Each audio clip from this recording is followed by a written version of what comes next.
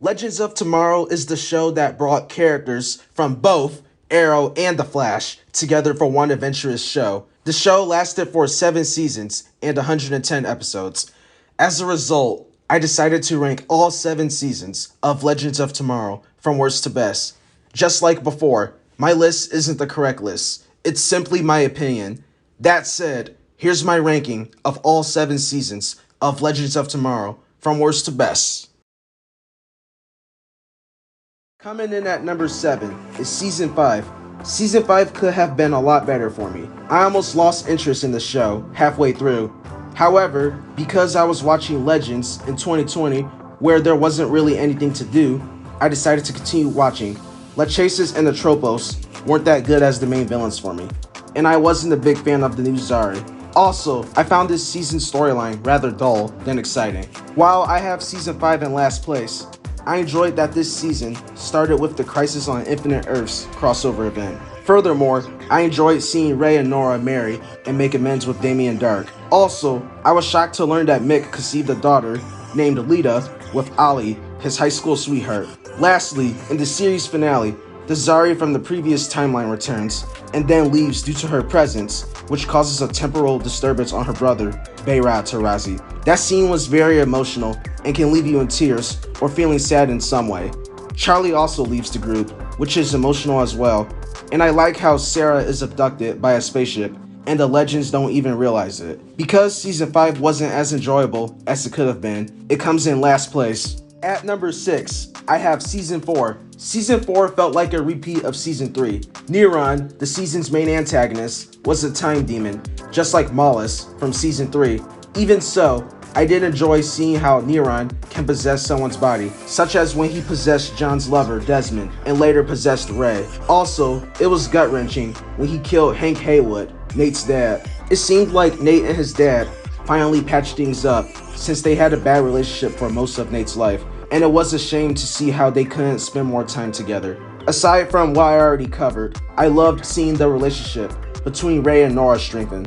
I also loved seeing more of the chemistry between Sarah and Ava that started in the previous season. And I loved the chemistry between Nate and Zari. There's not much else to say about Season 4. The season was a repeat of Season 3 in terms of story. However, I enjoyed it more than Season 5. As a result, it comes in at number 6. At number 5, I have Season 6. When it comes to Season 6, it's one of those seasons that's a mixed bag. For me, Season 6 was a slight improvement over Season 5. While the story could have been executed much better, I enjoyed the concept of aliens, and Bishop was an alright main villain. It was interesting to learn that Bishop was the creator of the Ava clones, and how he was the one responsible for the kidnapping and cloning of Sarah. Aside from Bishop being an alright main villain, the concept of Mick being pregnant from mating with Kayla, an alien, was fascinating to see. Due to Mick getting pregnant, he's the first and only male character in the Arrowverse to have babies. Also, it was shocking to learn that Gary was revealed to be an alien. I enjoyed seeing his transformation from human to alien for the rest of the series, and being used to eat certain people. Lastly, this was Mick's final season as a main character, since he and Kayla leave to raise their rescued children. That said, I don't hate Season 6, and I don't love it either. Therefore, I think Season 6 is acceptable at number 5. At number 4, I have the show's unexpected final season, Season 7. While Season 7 was nowhere near as good as the first 3 seasons, I enjoyed what I could out of it. For example,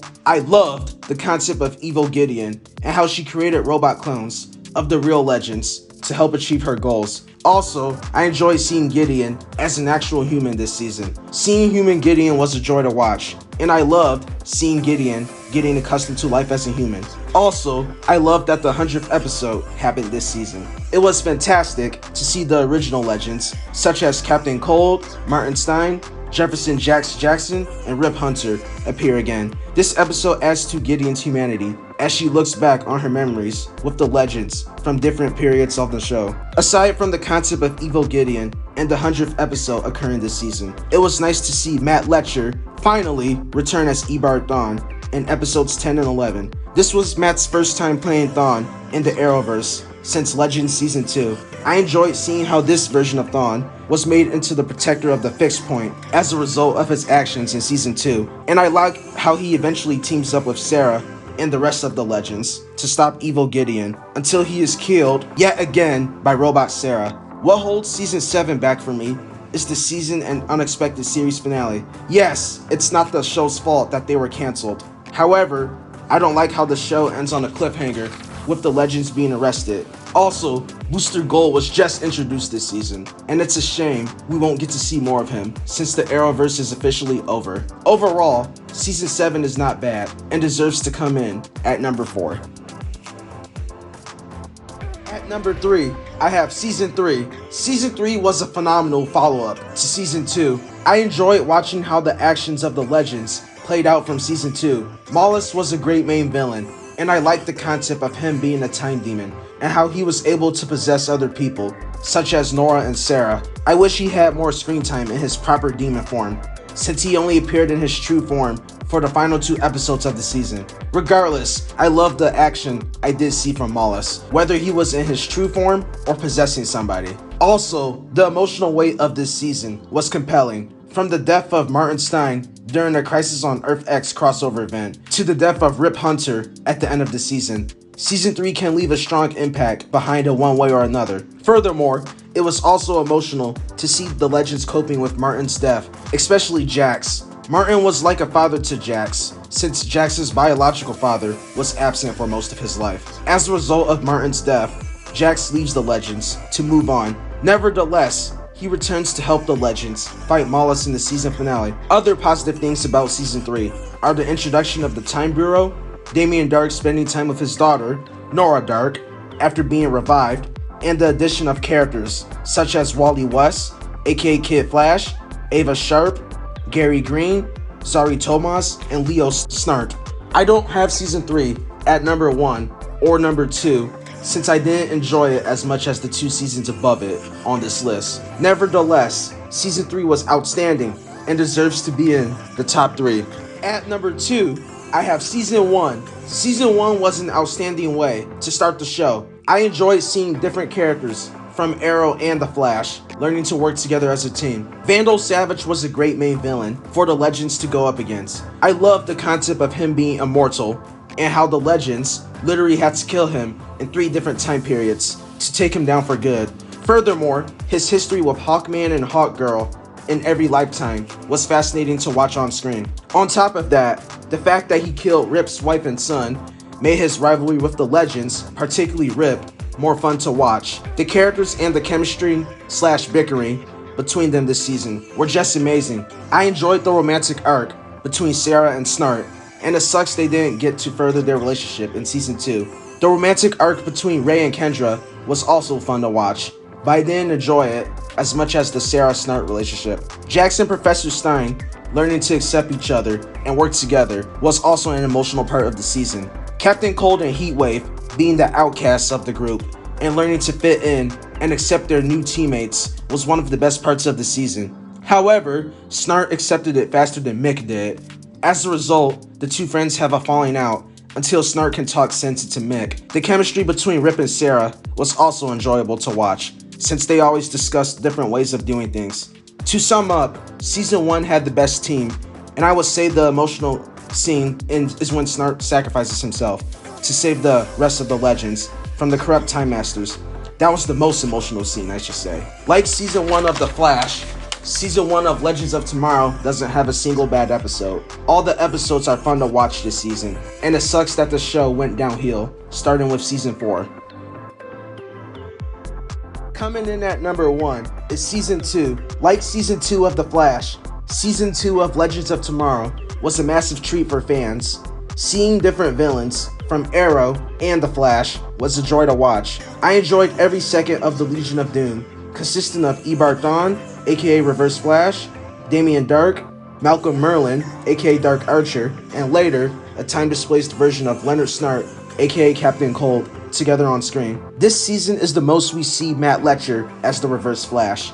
Let me tell you, he definitely gave it his all in the role, and it's a shame they didn't use him more on The Flash. It sucks he had more time as Reverse Flash on here than he did on his own origin series. Also, I loved Damien Dark on this show more than on Arrow. As for Malcolm, I loved his motivation to use the Spear of Destiny only so he could bring his wife and son back to life. For the time display Snart, he was definitely abusive to Mick, especially in episode 16, where Mick is part of the Legion of Doom for some of the episode. To top it off, the Legion even brainwashed Rip into doing their bidding. With everything I said, it's clear that the Legion of Doom, especially Eobard Thawne, are the best main villains of the show. As for new character additions, I love the introduction of Nick Zano as Nate Haywood, and it was nice to see him get steel powers and become best friends with Ray. Also, I love the introduction of Amaya Jiwe and how she and Nate started to have a romantic arc. Lastly, I enjoyed seeing how Martin convinced his younger self to spend more time with his wife,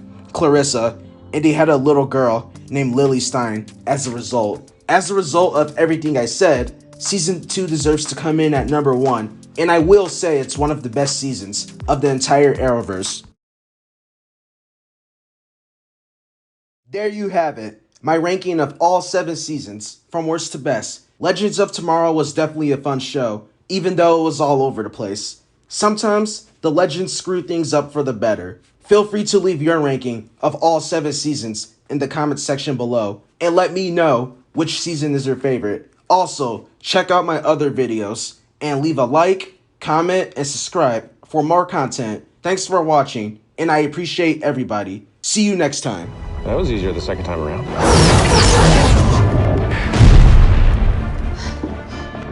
I knew you idiots would come back from 2017. Apart from being incredibly stupid, you are just so predictable. Give me back the vial!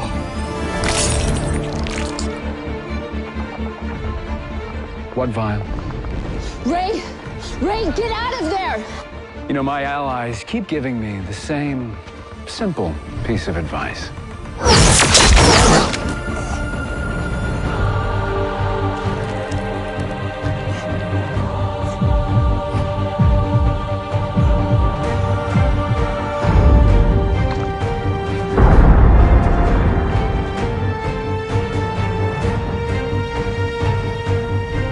They were right. I should have done that ages ago. Oh, he chased it! Hey, that guy.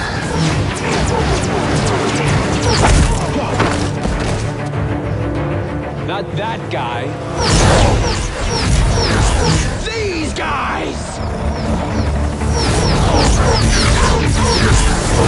You traveled back in time to help yourselves. I figured I could do the same.